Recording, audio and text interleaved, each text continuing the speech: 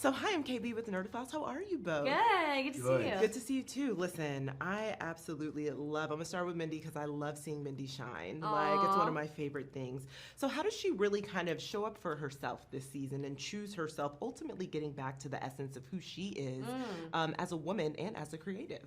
Yeah, I think that, in terms of creatively, especially in the second drop of this season, we'll see that it's the first time that she's writing and singing from her own soul and what her own voice is, which is something that we haven't seen. I'm really excited about. And I think that in terms of her personal life, I think that we see both her and Emily especially kind of not think about what's going to happen day to day, but who are they as a person? What are their morals? What are their beliefs?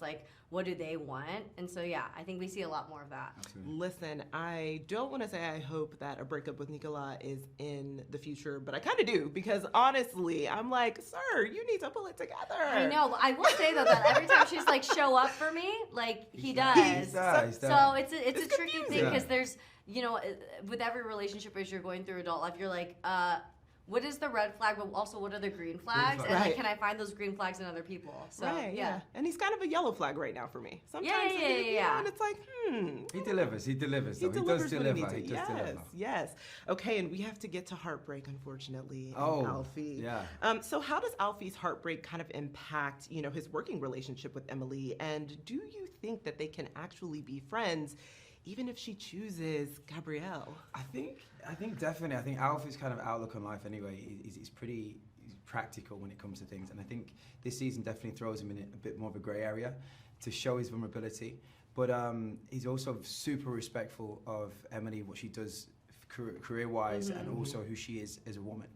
And I feel like that respect and that kind of affection towards each other always has space to blossom later down the line, or whatever that is, because I think when it comes down to love, timing is such a thing. Huge. And I feel like he's kind of mature enough in his ways to kind of he's opened up so much too. We finally see a different layer of Alfie. And to think you know what, if this isn't for me, I still want this person in my life. And whatever might come from that, whatever will be. So I think Alfie's kind of view on it's not a definite yes/no situation. It's more, look, listen, if this is the way she's feeling, this is the way she's feeling. And I'm going to do me, and she's going to do her. And listen, we'll be friends, and whatever happens. Respect. I love that. Respect. The growth. The growth. Get no Italian with it. Get no Italian with it. It's nice to see guys grow. Yeah. Bet it is. And so my last question. Obviously, it's season 4. It's kind of like go big or go home this season. Go big or go home. Yeah, exactly. So, for the fans, what would be kind of your season 4 phrase that you would tell all of the fans? This is it. This is what sums up season 4. Go big or go home, baby. There we go. That's it. Yeah. I love it. Yeah. Well, thank you both for taking the time to chat with Nerdophiles. Really appreciate it. Thank you so much. Nice to see you. Nice to see you guys really too. Fun. I love this season. What a roller coaster we go on. So you know what? I'm gonna start with Julian. So obviously, Julian has grown so much this season, and he's stepping out from under Sylvie and from under Emily's kind of shadow to gain that career traction that he really, really wants and needs. So now that Julian has asserted himself, career-wise, is there also room for love for him?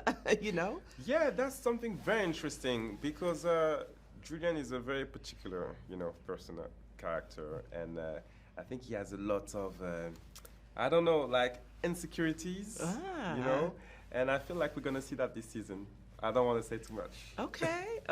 We're going to see the insecurities rise, but I hope they just give him a little something, Well, let's keep watching. Yes.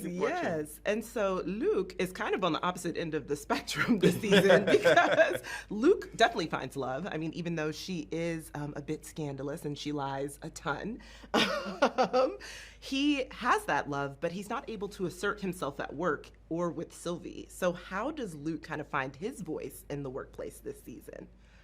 How can he find his place? You mean, Luke never find his place. Luke is not a guy who think how can I have to do that job? He put himself in a situation, and the others have to adapt. He's not adapting to the others. That's the point of Luke. You're right, actually. Yeah. Everyone just has to kind of fall in line. Yeah, With Luke. Luke never is the one to fall in line. Well, you know what? I do hope that in some ways he is able to kind of be like, Sylvie, I need more money. Or Sylvie, I want to work on this project, you know? Find his voice a little bit. Yeah. And you will discover that he is problematic for Luke. In this season, you will discover that. It's problematic to ask Sylvie some things. So he have to have counsel and advice from other people. You will discover why. Yeah, I got to sweeten the deal. So I have to ask, it's season 4 now. The fan base is so strong. We love this show so much. What would be a phrase that you guys have that you can tease the fans with about the roller coaster that's season 4? So what would be that phrase for season 4?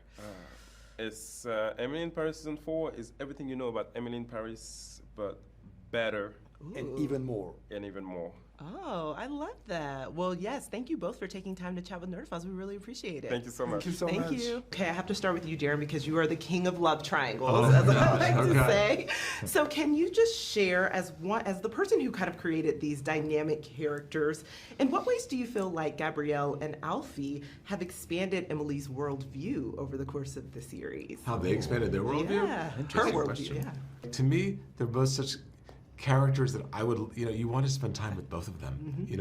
They're like, and they're different, and I think that's why it's such a tough choice for Emily, because they're both. I think the fantasy is that anybody would. It's a blessing and a curse to have these two, like, amazing men as options. It's like, how can you choose? Yes. Yeah, because they're both so brilliant and they're talented and they're kind, and so you're just kind of like, Emily, make a decision. But she's like, have you seen my life? I can't do it, So that's interesting, but it's true. They're both such great guys that it is very hard for her to choose between them. But I want to talk a little bit about spoilers, because I've seen all of part 1 and the bombshell at the end. So Gabrielle is so trusting. I mean, he is quite naive in that way, but it's lovely to see he just believes what people tell him. So can you share a little bit how Gabrielle is going to heal in part 2 when he kind of inevitably finds out that Camille has been lying to him, even if it's just for a short period?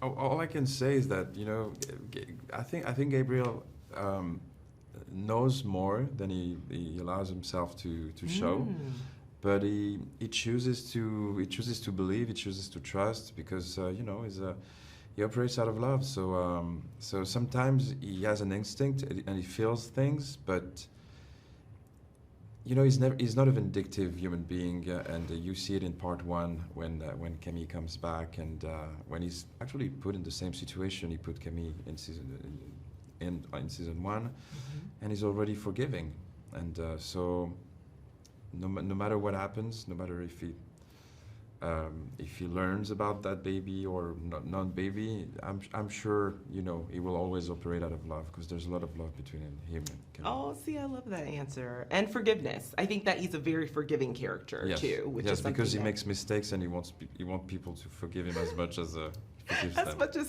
that's true. That's very true. I love that. It's kind of full circle for him. And so I just have to say, if there's kind of one phrase that you guys could share with fans about part 1 of Emily in Paris, what to expect, what would it be? I have one that keeps coming back. It's a line we had fun with. It's just, why can't it be? That's something I'm saying twice, I think, in episode 4, and it kind of sums up I don't know why we started laughing at that line with Lily, because I said it very romantically, and I was like, why can't it be? And she was just cracking up, and so I was super self-conscious. But it's also what they are. It's like, they are obstacles, but why can't it be if we do the work? Yeah, and I like that, because, Gabrielle, he's always like, we can just make it work, and Emily's always in her head about things. Yeah, Gabriel I feel like is more about, let's jump in the pool and then learn how to swim. Yeah. And Emily is more about, let's prepare, let's have a PowerPoint, and let's see if the water is, and it's actually nice to see those, you know, this duality between the two of them. But I think it's a good match. I think it's fun. Yes. Okay, Darren, what's your phrase going to be for the fans? I think it's about embracing the complications. Oh, I like that. Lovely. Well, thank you both for taking time to chat with Nerdophiles. Really appreciate it. Thank you so much. I absolutely love the show. Thank This you. part 1 has me in a tizzy. So Emily has just gone through so much. So what can you share about how she heals herself after her breakup with Alfie? And what can you tease about the woman that she kind of grows to become in season 4? I think, honestly, leaning on Mindy is really important for her. I think this season is the season of vulnerability and feeling all the feelings.